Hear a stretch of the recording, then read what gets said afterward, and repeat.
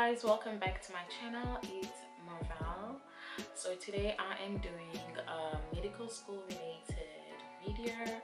So I'll be showing you guys all the apps that I use or that have been useful to me throughout my medical school years. Although I am not done with my medical schooling, but I just want to tell you guys what has helped me so far.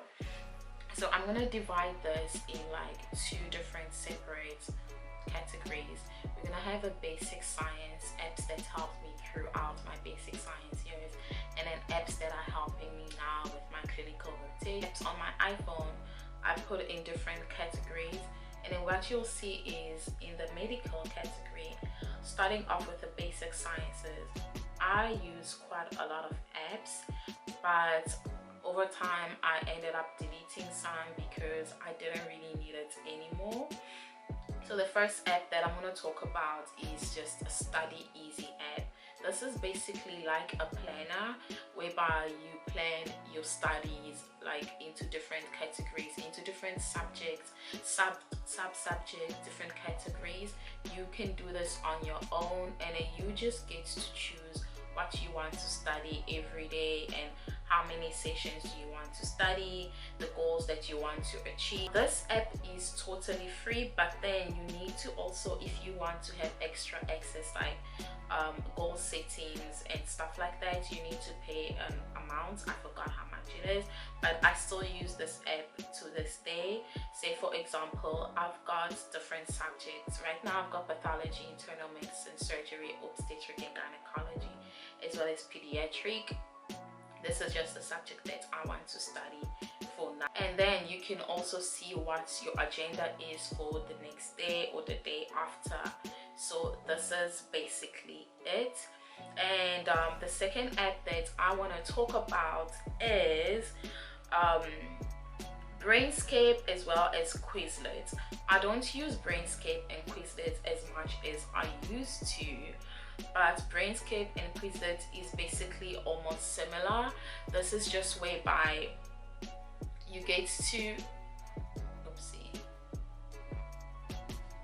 these apps allows you to study on an in-depth, whereby you just get to study other people's flashcards and you can make your own flashcards. This is quite interesting because it helps you with your memorization, and you don't have to like study a lot if you have everything handy on your hands.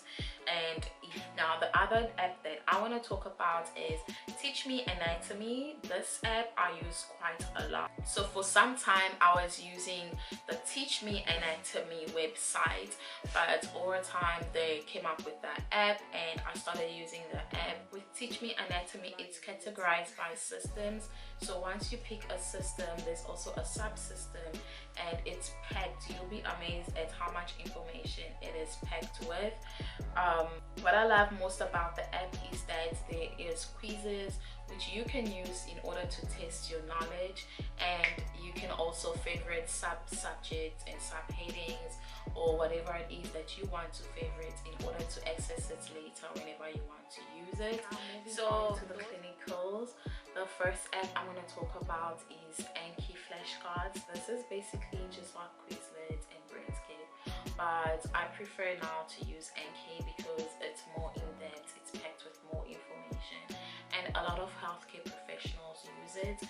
So that means that there's more information which is more reliable as compared to Quizlet. So yeah, I just kind of like substituted. And so moving on to the second app. The second app I'm going to talk about is basically the OSCE or OSCE, however you want to call it. This is just a UK based. OSCE stands for Observed or Objective Standard Clinical Exam. I'm pretty sure that's what it stands for. This is basically a UK based examination format which was created in order to test and evaluate students and doctors in training. So as an intern, you are required to perform certain skills and certain examinations, and you will be evaluated for that. And most of the time I forget a lot, so this app comes in really handy. let's just get into it. So basically what you have here in the OSCE lab is a reference guide of everything. Oopsie.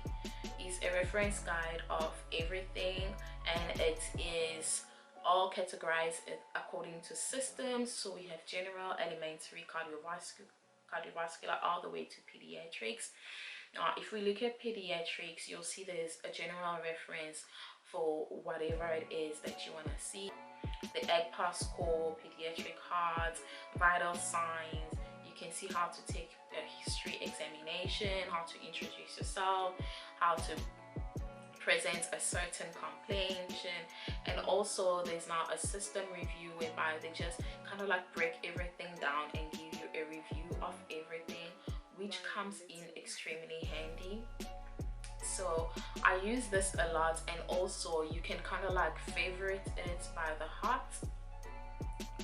You can favorite whatever it is that you want to favorite in order to review it and check it out whenever you want to check it out. And also it kind of like breaks down all the abbreviations. You see, not bad, not bad. Of course, that's the downfall to it. There's always like these adverts. And also it breaks down all the abbreviations for you, because let's face it, in medical school there's a lot of abbreviations, so sometimes things are like switch up and you may forget. So yeah, that is the second. The third app I want to talk about is Geeky Medics.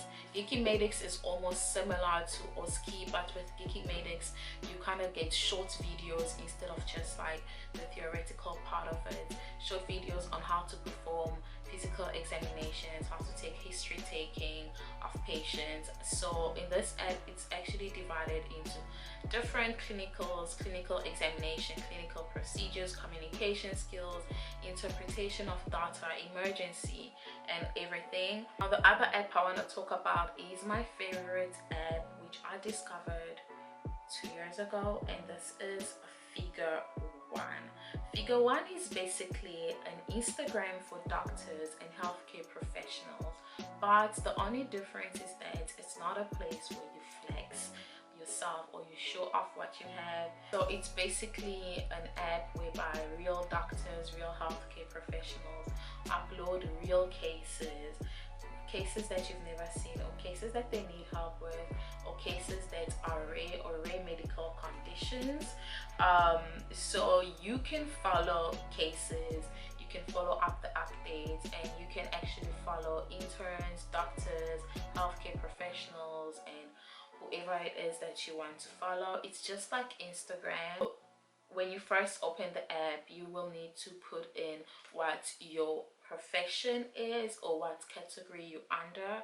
If you are an intern, you need to put that you are an intern, so that whenever you comment or whenever you upload something or upload a certain case, everyone knows that it is an intern who commented. And if you're an attending, and you also have to put like all your information. It's like genuine real work, where you went to school, which medical school you went to, and how far along you've come as a medical professional. The cool thing about this app is that you get to see top medical doctors and what cases they are working with, the pictures that they upload. You also get to share uploads or pictures or images with physicians, other physicians, interns, attending. And this is really cool because it helps you to see cases that you may never get the chance to see in your practice, or cases that you've never worked with. And also it expands your clinical knowledge, expands your skills, and also you get to make new friends. Yeah, this is it regarding this video. Let me know down below in the comment section what apps you have found useful in your medical schooling years, and if I have left something out, let me know as well, because we are learning from each other.